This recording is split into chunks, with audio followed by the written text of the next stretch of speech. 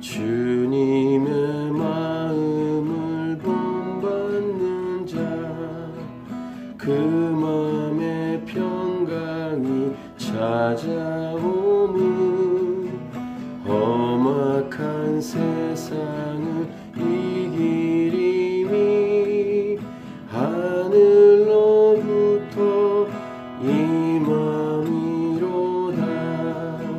주님의 마음 본받아 살면서 그 거룩하신 나도 이루리. 주 모습 내 눈에 안 보이며 그 음성 내 귀에 안 들려도 내 영혼 날마다 주를 만나 신령한 말씀 늘 배우도다. 주님의 마음 본받아 살면서 그 거룩하신 나도 이루리. 가는 길 거칠고 험하여도 내 맘에 불평이 없어지는 십자가 고난을 이겨내신 주님의 마음 본받으리라.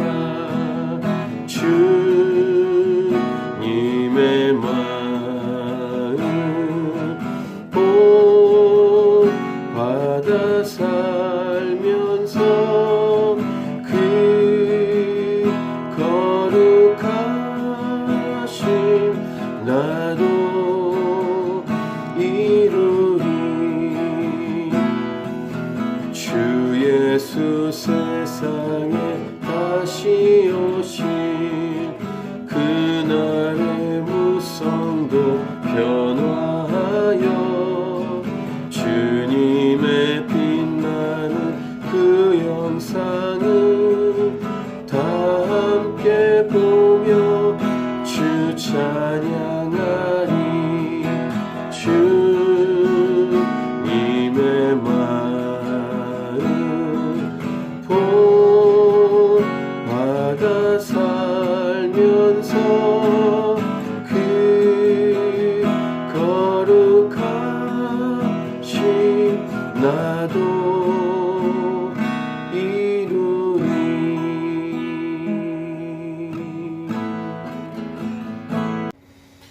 소돔과 고모라에는 의인 10명이 없었습니다. 그래서 멸망을 당했죠. 하지만 아브라함을 생각하신 하나님은 끝까지 한 명이라도 구원받도록 하나님은 은혜를 베풀어 주셨습니다.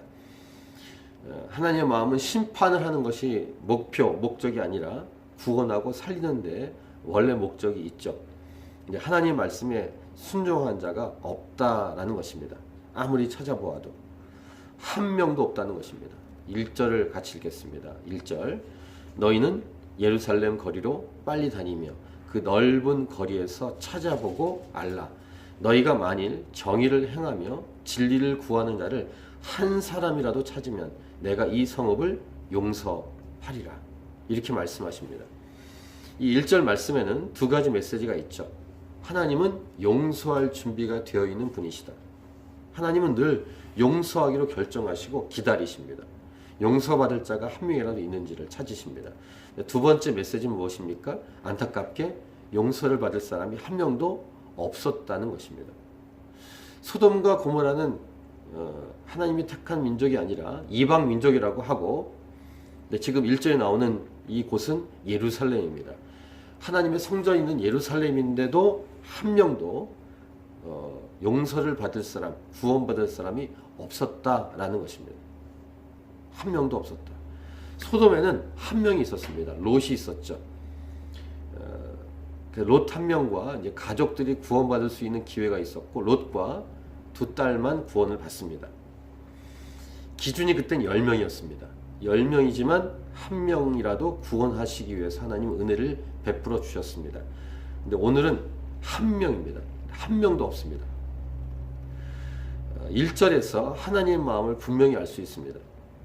곧 저와 여러분이 어떻게 이 땅을 살아가야 하는지를, 하나님은 어떤 삶을 원하시는지를 분명히 말씀하셨습니다.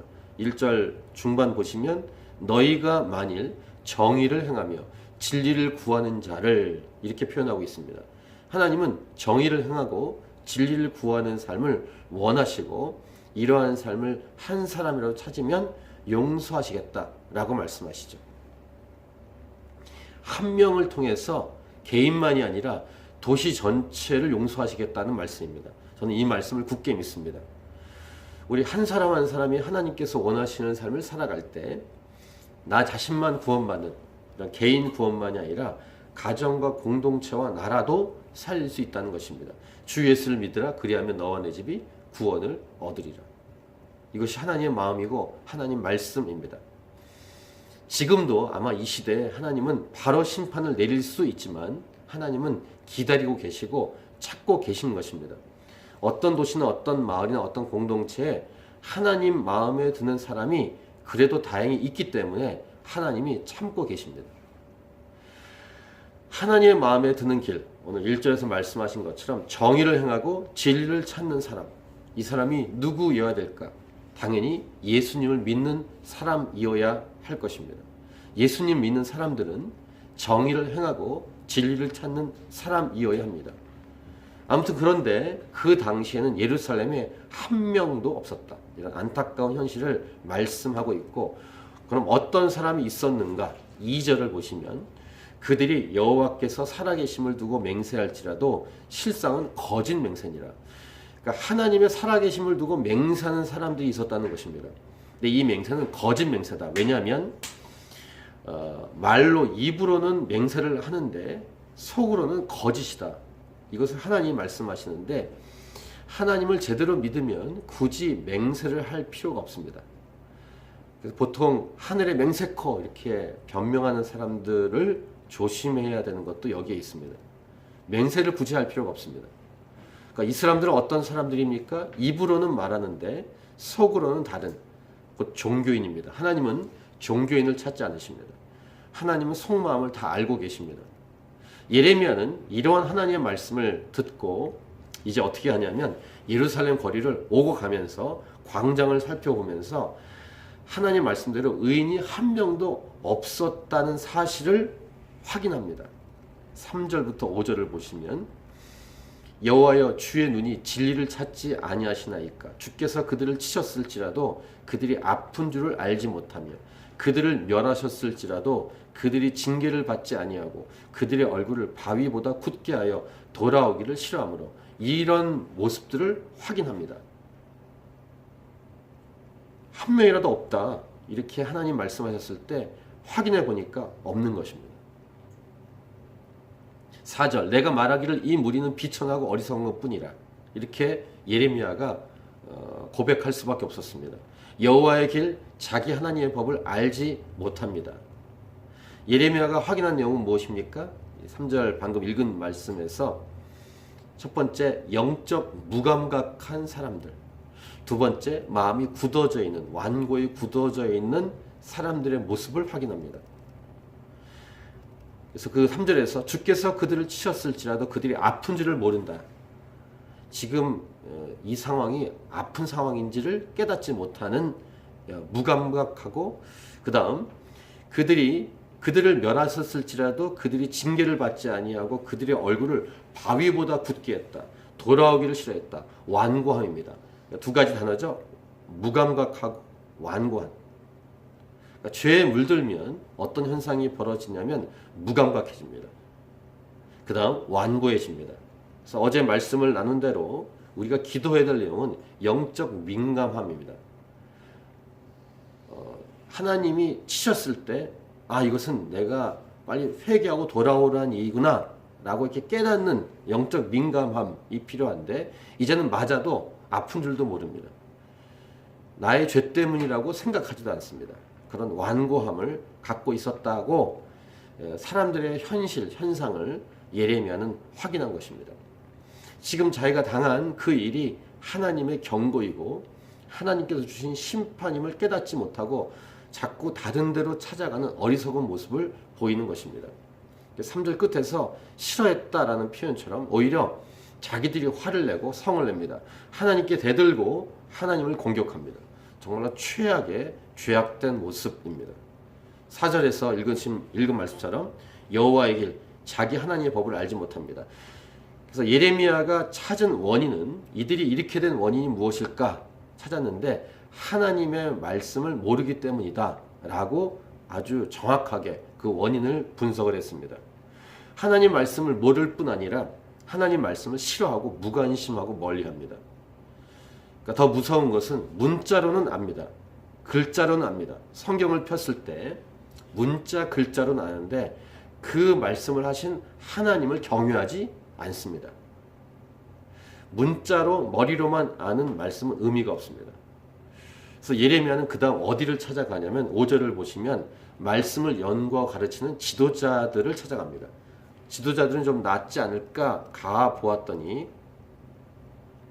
내가 지도자들에게 가서 그들에게 말하리라. 그들은 여호와의 길 자기 하나님의 법을 안다 하였더니, 알고는 있는데 어떻게 반응했냐면 그들도 일제히 멍에를 꺾고 결박을 끊은지라 라고 기록하고 있습니다. 무슨 말씀이냐면 하나님 말씀을 연구하고 가르쳐야 하는 지도자들이 하나님 말씀이 마치 자기들을 얽어매고 괴롭게 하고 속박하는 것처럼, 그래서 그 말씀에서 벗어나려고 했다라는 것입니다.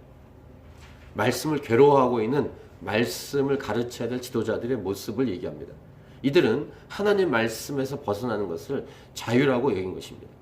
지도자들까지. 오늘날 우리에게 말하면 말씀을 연구하고 가르치는 신학교 교수님들을 비롯해서 말씀을 선포하고 설교할 목사들. 그래서 교회 타락은 여러 사람의 총체적인 타락이지만 근본 원인 중에 한 명은 부류는 목사들이 맞습니다. 목사들의 타락이 교회의 타락을 이끄는 것입니다. 신학교 교수들의 타락이 교회의 타락을 이끕니다. 말씀을 연구하고 가르쳐야 될 사람들의 타락이 교회의 타락을 이끄는 것입니다.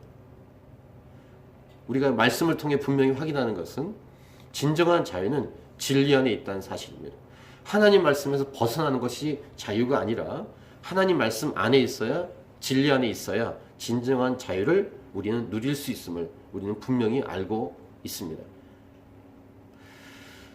하나님 말씀을 즐거워하고 기뻐하는 목사들, 성도들, 이런 사람들이 진정한 목회자고 진정한 성도들일 것입니다. 그러니까 예레미야는 이렇게 3절부터 5절까지 확인을 다한 다음에 하나님의 심판이 얼마나 합당한지 받아들일 수밖에 없었을 것이고, 그 다음 하나님의 심판이 얼마나 혹독하고 무서운지를 그 다음 묘사하는데 6절 보시면, 그러므로 수풀에서 나오는 사자가 그들을 죽이며 사막의 이리가 그들을 멸하며 표범이 성읍들을 엿본즉 그리로 나오는 자마다 찢기리니 이는 그들의 허물이 많고 반역이 심함이니이다. 하나님이 내리시는 심판의 혹독함을 이렇게 묘사한 것입니다. 사자, 이리, 표범 이렇게 맹수들을 인용하면서 예레미야가 거리에서 직접 살펴본 대로 심판을 받아 마땅한 상황과 수준을 확인했고, 하나님께서는 이러한 심판이 불가피하다고 말씀하십니다. 그것이 오늘 본문의 마지막 부분입니다. 7절부터 9절입니다. 우리 7절 같이 읽겠습니다. 내가 어찌 너를 용서하겠느냐? 네 자녀가 나를 버리고 신이 아닌 것들로 맹세하였으며 내가 그들을 배불리 먹인즉 그들이 간음하며 창기의 집에 허다히 모이며 내가 어찌 너를 용서하겠느냐? 이렇게 말씀하면서 하나님 말씀하시는 겁니다. 내가 내리는 심판이 합당하지, 당연하지, 이렇게 말씀하시는 겁니다. 7절 후반부와 8절 연결은 뭐냐면, 그들은 두루 다니는 살찐 수말같이 각기 이웃의 아내를 따르며 소리 지르는도다. 하나님께서 7절 보시면 잘해 주셨습니다. 배불리 먹이셨습니다. 이렇게 말씀하시죠. 그런데 그들은 하나님께 오는 게 아니라 간음하고 우상 숭배를 했다라는 것입니다. 이 묘사를 발전기에 있는 수말처럼 묘사하고 있습니다. 그 다음에 마지막 9절입니다. 우리 9절 읽겠습니다. 여호와의 말씀이니라. 내가 어찌 이 일들에 대하여 벌하지 아니하겠으며 내 마음이 이런 나라에 보복하지 않겠느냐. 이렇게 물음식으로 질문식으로 이것이 당연하지 않니? 합당하지 않냐? 라고 다시 말씀하십니다. 벌하는 것이 맞고 보복하는 것이 맞지 않느냐? 라고 다시 말씀하십니다. 이러한 백성들을 용서할 수 없고 벌하지 않을 수 없고 보복하지 않을 수 없다. 벌과 심판은 아주 당연하고 정당하다라고 하나님 말씀하십니다. 우리는 계속 며칠 동안 예레미야를 통해서 이러한 심판에 관한 메시지를 듣고 있습니다. 어떻게 할 것인가? 이 말씀은 다시 말씀드리지만 먼 옛날의 이야기로만 국한되지 않습니다. 바로 오늘을 사는 저와 여러분에게도 주시는 하나님의 메시지입니다. 오늘날 더하면 더했지 덜하지 않다는 것을 우리는 인정할 수밖에 없습니다. 예레미야가 인정했던 것처럼 벌 받을 수밖에 없구나 라고 인정했던 것처럼 저와 우리 이 땅을 보면 하나님의 심판과 벌을 받을 수밖에 없구나 라고 인정할 수밖에 없는 시대를 우리는 살고 있습니다. 그렇기 때문에 더욱더 예수님을 분명히 믿고 하나님 말씀을 꼭 붙들고 의지하고 살아가야 될 것입니다. 정의를 행하고 진리를 붙드는 사람을 하나님은 지금도 찾고 계십니다. 이 복음 메시지, 경고와 심판에 대한 메시지, 이 메시지를 주위 사람들에게 전하고 알릴 수 있길 바라고, 그렇게 살면 안 된다고 말해주고 우리 자신도 온전히 살아가도록 기도하면서 우리의 삶을 지켜가야 할 것입니다. 하나님께로 돌아오는 많은 백성들이 우리 주변에 있기를 바라고 하나님 마음을 품고 이 복음 메시지를 증거하고 알리는 저와 여러분이 될 수 있기를 기도합니다. 오늘 말씀 기억하면서 개인적으로 계속 기도하며 주 앞에 나아가도록 하겠습니다.